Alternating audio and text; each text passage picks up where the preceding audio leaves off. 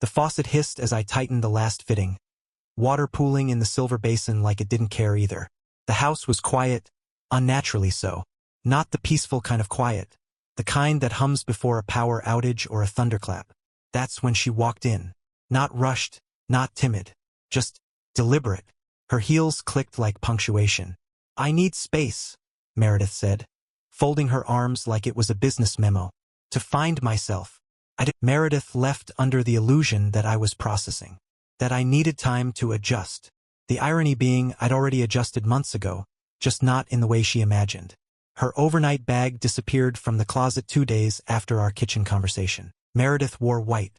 Not ivory, not cream white. It was intentional. She once told me that wearing white made her feel reborn, like a phoenix wrapped in linen. I remember smiling at that, back when I used to find her dramatics charming. She posted a filtered photo in the Uber, latte art. Oversized sunglasses. Captioned, "Brunch therapy with my real ones, yellow heart sun #healing journey."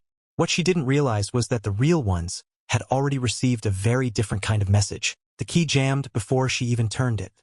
Meredith stood on the porch, her white nail polish chipping slightly at the tips, turning the key left, then right, like maybe she just forgot the right angle. She hadn't. The lock had changed. At first, she didn't panic, just muttered under her breath, "Oh, for God's sake, Jackson." Like it was some passive-aggressive stunt he'd pulled to get a reaction. The building didn't look like much from the outside. Gray stone. No sign. No flash. Just a modest door tucked between a dry cleaner and a pharmacy. That's how you know it's real. The people who actually handle power don't hang banners. Jackson stepped into the cool lobby, where a quiet woman in wire-rimmed glasses greeted him by name. She didn't ask what he was there for. She already knew. 3 months into her new beginning, Meredith scrolled through her phone in bed, the light from the screen cutting across her face like a spotlight she hadn't earned. She was in a sublet, beige walls, faux mid-century everything, the kind of place people decorated with Etsy quotes about healing and self-worth. She waited 2 more days before calling. Not because she needed time to think, she'd been doing nothing but thinking, but because pride has its rituals. You don't just pick up the phone after 3 months of silence and say, "I made a mistake." You rehearse. You second-guess. You wait for a moment that feels noble, dignified, cinematic. It never came. So instead, Meredith dialed his number at 9:12 p.m. on a Tuesday, sitting alone in her parked car in front of a Thai takeout place she didn't actually order from. She listened to the dial tone, then the beep. "Jackson, it's me. I was thinking maybe we could talk. No drama, just a conversation. I've been doing a lot of thinking lately, about everything, and I know I didn't handle things the best way. I was confused, but I'd really like to talk. Call me back, please." She hung up and stared at the phone like it owed her something. Didn't. An hour passed, then 2. She told herself maybe he was asleep. Maybe he didn't see it yet. Maybe, but the silence felt rehearsed, clean, like something he'd practiced. By morning, the call still hadn't been returned. So she drove. It wasn't planned. She told herself she was just in the area, but her subconscious was 5 miles ahead of her foot on the gas pedal. The turns came easy, muscle memory taking over where intention should have intervened. She parked across the street from the house. Their house. No, his house now.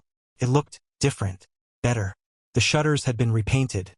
Charcoal gray instead of the faded pine green she always said they'd get around to fixing. The dead azaleas she refused to let him uproot? Gone. Replaced by neat rows of ornamental grasses and low stonework. It looked like something out of a magazine. Tidy. Balanced. Thought through. Then she saw it. A scarf. Long, soft, burgundy with cream stitching. Draped casually over the porch rail, like its owner had come in for just a moment and would be right back. It wasn't hers. She knew every scarf she owned, and none of them looked like that. This one was newer, lovingly worn, still carried that slouchy softness that only comes from regular use. Something tightened in her chest. Not quite pain. Not the burn of jealousy either. It was colder, like being replaced efficiently. She stayed in the car, staring through the windshield like a ghost observing her former life. The curtains were different too. Linen, clean, drawn halfway. She could make out shadows, movement. There was a lamp on in the study. The one she always told him gave the room a grandpa vibe. He'd kept it. Or maybe she had.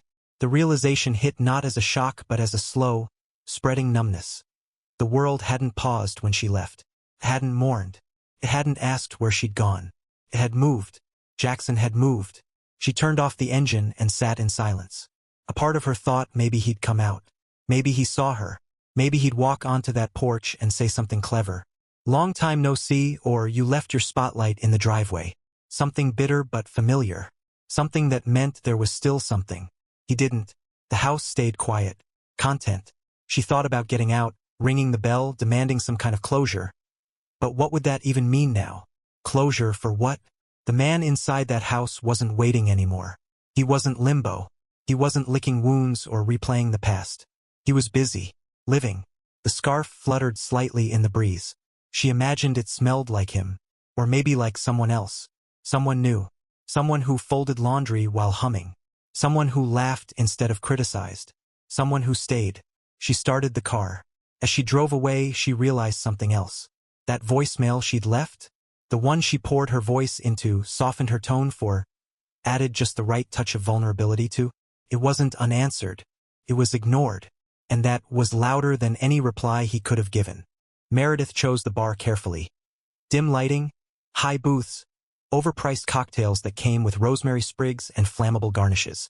The kind of place that whispered exclusivity but screamed curated sadness. She arrived early, ordered a gin and something she pretended to like, and rehearsed her opening lines. Karen was late. Typical. But Meredith needed this one to go well. She hadn't seen Karen since before the break. As Meredith referred to it now, not a separation, not a divorce. Just a break. A word she could mold into redemption later. When Karen finally arrived, she looked older, sharper somehow. Not worn, but refined. Her eyes scanned the room quickly before landing on Meredith. They hugged stiffly. Not quite warm. Not quite cold. That middle ground where history lingers like smoke. Wow, Karen said, sliding into the booth. It's been a minute. Yeah. Meredith smiled too wide. Too long. They did the usual small talk. Work, weather, mutual friends. Karen mentioned a gallery opening. Meredith said she was thinking of starting a podcast. Neither believed the other. Then the air shifted. So, Meredith began, drawing lazy circles in the condensation on her glass. You talked to Jackson at all? Karen hesitated, just enough to be felt. Actually, yeah. Meredith blinked. Oh, he reached out. After everything. Just to check in. Right? Meredith forced a chuckle. Of course he did. Classic Jackson. Stoic, noble Mr. Stability. Always loved being the adult in the room. Karen didn't laugh. She sipped her drink. No, it wasn't like that. He didn't rant. Didn't badmouth you. Just talked. Honestly, it was refreshing. Meredith felt a subtle drop in her stomach. Like missing a step in the dark. Refreshing. Karen nodded. Then looked genuinely conflicted. He's different now. Focused. Stronger. He's doing some kind of advisory work with a nonprofit. Started running again. Says he's sleeping better. Honestly, she looked up. I think he needed this. Meredith laughed. Loud. Too loud. Heads turned. She dialed it down but didn't stop. So you're siding with him now? Karen didn't answer right away. She looked at her glass like it might help her rephrase the truth. The pause was long. Too long. I'm not siding with anyone, she finally said. I guess I see things more clearly now. Meredith's throat went dry. She reached for her drink but barely touched it. Let me guess, she said, her voice brittle. He told you I blindsided him. Made himself the quiet hero in all this. Never told you about the months I spent trying to make it work. The years he pulled away. How invisible I felt. Karen looked at her with something close to pity. He didn't have to tell me anything. I remember how you two were, Meredith. Before all this. I remember what you used to say about him when you thought no one was listening. That hit harder than she expected. Karen stirred her drink. You were already gone. Long before you packed that suitcase. Meredith's hands clenched under the table. She didn't want to yell. Not here. Not now. But the betrayal cut deeper coming from someone who had once cheered her through every breakup, every promotion, every haircut. You know what's funny? Meredith said, her voice low and sharp. I thought about texting you the night I left. You were the only person I considered actually confiding in. But now I see you were never neutral. You were waiting. Karen blinked, genuinely surprised. Waiting for what? To switch sides. Silence again. Heavy. I didn't switch sides, Karen said. You just made it hard to stay on yours. There it was. Not shouted. Not cruel. Just true. Meredith stood up slowly, tossing a 20 on the table, though she hadn't finished her drink. Well, thanks for the clarity. Karen didn't stop her. Outside, the air was humid and thick with the scent of summer trying too hard. Meredith walked faster than she needed to, heels clicking like accusations. The betrayal wasn't that Jackson had moved on. It was that even her friends had seen who he became and liked him better without her. The knock at the door was sharp and efficient. Not the kind that waits to be invited in just enough to say this matters. Meredith, still in her robe, padded across the living room of her rented duplex, opened the door to find a man in a courier uniform holding a slim, crisp white envelope. No box, no package, just paper that weighed more than it looked like it should. Meredith Wallace? He asked. She nodded. Signature, please. She scrawled her name on the tablet, took the envelope, and stared at it even as he turned and disappeared down the walk without another word. No smile. No have a nice day. Just business. The envelope wasn't thick, but it felt heavy. She didn't open it right away. She set it on the counter and stared at it while coffee brewed. Stared at it while the machine hissed and popped. She poured a cup, black, bitter, untouched. Then she walked back and slid it open with a paring knife. Inside, 4 stapled pages. Letterhead from a law firm she didn't recognize.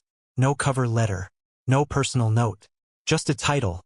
Final Property and Joint Asset Dissolution Report. She sat down at the kitchen table. The one she'd bought from a second-hand boutique because it had character. Now it just wobbled. Page 1. The house retained solely by Jackson Wallace, per clause 6.2 of the prenup. Estimated value, $684,000. Not up for negotiation. Page 2. Bank accounts. Primary checking account closed. All funds previously dispersed, confirmed by date of mutual usage termination. She saw her own withdrawal from that brunch week listed there like a receipt for a poor decision. Page 3. Car Tesla Model Y returned to lessor. No further liability. Neither party in ownership. Page 4. Max, the dog. Official adoption transfer to Jackson Wallace. Animal rights clause attached. Signatures from both parties on file. Hers was dated 3 years ago. She'd forgotten she even signed it. A modest settlement figure was printed at the bottom in bold. $28,750. Not cruel. Not insulting. Just final. No threats. No accusations. No due to your behavior. Disclaimers. Just a summary. A surgical removal of we from everything that once was. She flipped through the pages again, looking for something, anything, to latch onto. A mistake. A loophole. An error she could argue. There wasn't one. Everything was clean, precise, bulletproof, and worst of all, polite. She poured herself another cup of coffee and stared out the window, at nothing. No tears. She was past those. What she felt now was deeper, older, a kind of internal silence that rang in her ears. For weeks she'd told herself there would be a reckoning, that eventually the pendulum would swing back, that Jackson's calm couldn't possibly last, that maybe, deep down, he still needed to have the last word, and when he did, she'd be ready to pounce, to react, to fight. But this wasn't a fight. This was a conclusion. He hadn't just moved on. He'd signed off. No more negotiations. No late-night calls. No let's talk one more time. No mediation, no clause, no drama. Just done. The only emotion she felt now was something she never imagined she'd associate with Jackson. Fear. Not of him. Of how well he'd erased her. The memories, intact. But the infrastructure, gone. Their life, once so entangled furniture, finances, dog bowls, toothbrushes, now severed with the precision of a scalpel guided by steady hands. She reached for her phone. No missed calls. No new texts. She opened the Messages app anyway and scrolled to his name. The last thing he'd ever sent her. You said you needed space. I respected that. And now, he'd given her all the space. Every square foot. Every decimal point. Every signature. Every quiet legal goodbye. She pressed the home button. Locked the screen. Set the phone down like it was something foreign. No rage. No dramatic collapse. Just one final truth sinking into her bones. There would be no comeback story. No chapter 2. Only the slow, quiet realization that he was never coming back. And worse, he didn't need her to know that. He'd already put it in writing. The gravel crunched under her flats as she shifted her weight from one foot to the other. The cabin looked smaller than she remembered. Not because it was, but because for once it wasn't a backdrop to her opinions. It just was. Untouched. Still. Removed from the filtered chaos she'd wrapped her healing in for the last 6 months.